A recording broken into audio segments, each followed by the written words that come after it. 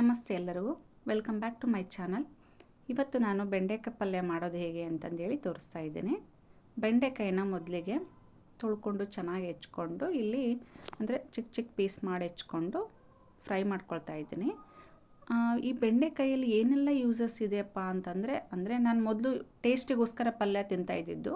ಆಮೇಲೆ ಗೊತ್ತಾಯಿತು ಅದರಲ್ಲಿ ಐರನ್ ಅಂಶ ಇರ್ಬೋದು, ಫೈಬರು ಜಾಸ್ತಿ ಇದೆ. ಆಮೇಲೆ ಯಾರೆಲ್ಲ ವೆಯ್ಟ್ ಲಾಸ್ ಮಾಡ್ಕೋಬೇಕಂತ ಇಷ್ಟಪಡ್ತಾರಲ್ಲ ಅವ್ರು ಬೆಂಡೆಕಾಯಿನ ಸ್ವಲ್ಪ ಜಾಸ್ತಿ ಬಳಸಿ ಅಂತ ಹೇಳ್ತೇನೆ. ಅದರಿಂದ ತುಂಬ ಯೂಸಸ್ ಇದೆ ಬೆಂಡೆಕಾಯಿಂದ. ಇದನ್ನು ಸಿಮ್ಮಿಗೆ ಇಟ್ಕೊಂಡೇ ಹುರ್ಕೋಬೇಕು. ನಾವು ಬಾಣಲಿಗೆ ಹಾಕಾದ್ಮೇಲೆ ನೀರಿನ ಅಂಶ ಸ್ವಲ್ಪ ಹೋಗೋವರೆಗೂ ಸಣ್ಣ ಉರಿ ಮಾಡಿ ಆಮೇಲೆ ಎಣ್ಣೆ ಹಾಕ್ಕೊಂಡು ಫ್ರೈ ಮಾಡ್ಕೋಬೇಕು ಬೆಂಡೆಕಾಯಿನ. ಈ ರೀತಿಯಾಗಿ ತುಂಬ ಸ್ಟೀಮ್ ಜಾಸ್ತಿ ಇತ್ತು, ಉರಿ ಜಾಸ್ತಿ ಇತ್ತು ಅಂದರೆ ಸೀದೋಗ್ಬಿಡುತ್ತೆ. ಅಂದರೆ ಒಂದು ಕಡೆ ಬೆಂದಿರೋಲ್ಲ, ಇನ್ನೊಂದು ಕಡೆ ಸೀದೋಗ್ಬಿಡುತ್ತೆ. ಅದಕ್ಕೆ ಸಿಮ್ ಮಾಡಿಕೊಂಡು ಉರಿಯೋದ್ರಿಂದ ಬೆಂಡೆಕಾಯಿನೂ ಮೆತ್ತಗೆ ಚೆನ್ನಾಗಿ ಬೇಯುತ್ತೆ ಮತ್ತು ಸೀದೋಗಲ್ಲ. ಹಾಗಾಗಿ ಸಿಮ್ಮಿಗೆ ಇಟ್ಕೊಂಡೆ ಹುರ್ಕೊಳ್ಳಿ.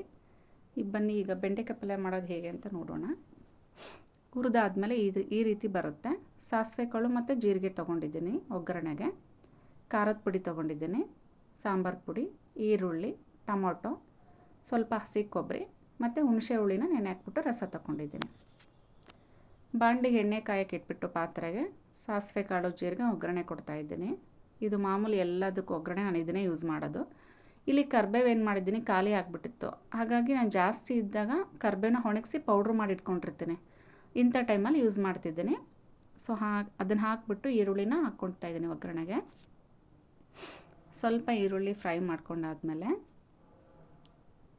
ಟೊಮೊಟೊ ಹಾಕ್ಕೊಳ್ತೀನಿ. ಟೊಮೊಟೊ ಹಾಕ್ಕೊಂಡು ಫ್ರೈ ಮಾಡ್ಕೊಂಡಾದ್ಮೇಲೆ ಸ್ವಲ್ಪ ಬೇಯೋದಕ್ಕೆ ಬಿಡಬೇಕು.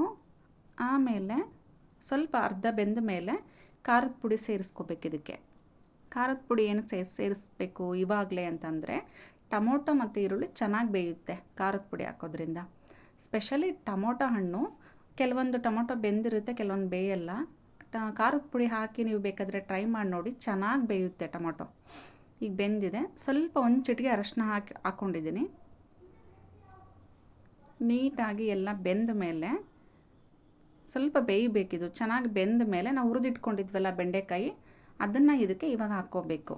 ಯಾಕಂದರೆ ಬೆಂಡೆಕಾಯಿ ಆಲ್ರೆಡಿ ಬೆಂದಿರೋದ್ರಿಂದ ಒಗ್ಗರಣೆನೂ ಕೂಡ ಚೆನ್ನಾಗಿ ಬೇಯಿಸ್ಕೋಬೇಕು. ಆಮೇಲೆ ಬೆಂಡೆಕಾಯಿ ಹಾಕ್ಕೊಂಡು ಸಾಂಬಾರು ಪುಡಿ ಹಾಕ್ಕೊಳ್ತಿದ್ದೀನಿ ಇಲ್ಲಿ. ಆಮೇಲೆ ಹಸಿ ಕೊಬ್ಬರಿ ಹಾಕ್ಕೊಳ್ತಿದ್ದೀನಿ. ಇದ್ರ ಜೊತೆಗೆ ನೆನೆಸಿ ಹುಳಿ ತಗೊಂಡಿದ್ವಲ್ಲ ಹುಣಸೆ ಹುಳಿ, ಅದನ್ನು ಮಿಕ್ಸ್ ಮಾಡ್ಕೊತೀನಿ ಇವಾಗ. ನಾನಿಲ್ಲಿ ನೀರು ಹಾಕ್ತಾಯಿಲ್ಲ. ನಮ್ಮನೇಲಿ ನೀರು ಹಾಕಿದರೆ ಪಲ್ಯ ಆ ಥರದ್ದು ಬೆಂಡೆಕಾಯಿ ಪಲ್ಯ ತಿನ್ನಲ್ಲ. ಹಾಗಾಗಿ ಹುಣಸೆ ಹುಳಿಗೆ ಏನು ಹಾಕಿರ್ತೀನಲ್ಲ ನೋಡಿ, ಸ್ವಲ್ಪ ರುಚಿಗೆ ಎಷ್ಟು ಬೇಕೋ ಅಷ್ಟು ಉಪ್ಪು ಹಾಕ್ಕೊಳ್ತಿದ್ದೀನಿ. ಹುಣಸೆ ಹುಳಿ ಏನು ಹಾಕ್ಕೊತೀನಲ್ಲ ಅಷ್ಟೇ ನೀರಿನ ಅಂಶದಲ್ಲಿ ಇದನ್ನು ಪಲ್ಯನ ಬೇಯಿಸ್ಕೊತೀನಿ. ಜಾಸ್ತಿ ನೀರು ಹಾಕಿದ್ವಿ ಅಂದರೆ ಕೆಲವ್ರು ಹಾಕ್ಕೊತಾರೆ, ಬಟ್ ನಮ್ಮನೇಲಿ ತಿನ್ನಲ್ಲ. ಈ ಹದ ಬಂದಮೇಲೆ ಕೆಲವರು ಕುರ್ಷಾಣಿ ಪುಡಿ ಹಾಕ್ಕೊಳ್ತಾರೆ, ನಾನು ಹಾಕ್ತಾಯಿಲ್ಲ ಇಲ್ಲಿ. ಅಂದರೆ ಇಷ್ಟಪಡಲ್ಲ ಅಂತೇಳಿ ಹಾಕ್ತಾಯಿಲ್ಲ. ನೋಡ್ರಿ, ಆಲ್ರೆಡಿ ಪಲ್ಯ ರೆಡಿ ಆಯಿತು. ಯಾರಿಗೆಲ್ಲ ಈ ರೀತಿ ಮಾಡೋ ಪಲ್ಯ ಇಷ್ಟ ಆಗಿದೆಯೋ ಲೈಕ್ ಮಾಡಿ, ಶೇರ್ ಮಾಡಿ. ಇಷ್ಟ ಆಗಿದ್ದರೆ ನನ್ನ ಚಾನಲ್ನ ಸಬ್ಸ್ಕ್ರೈಬ್ ಮಾಡಿ. Thank you.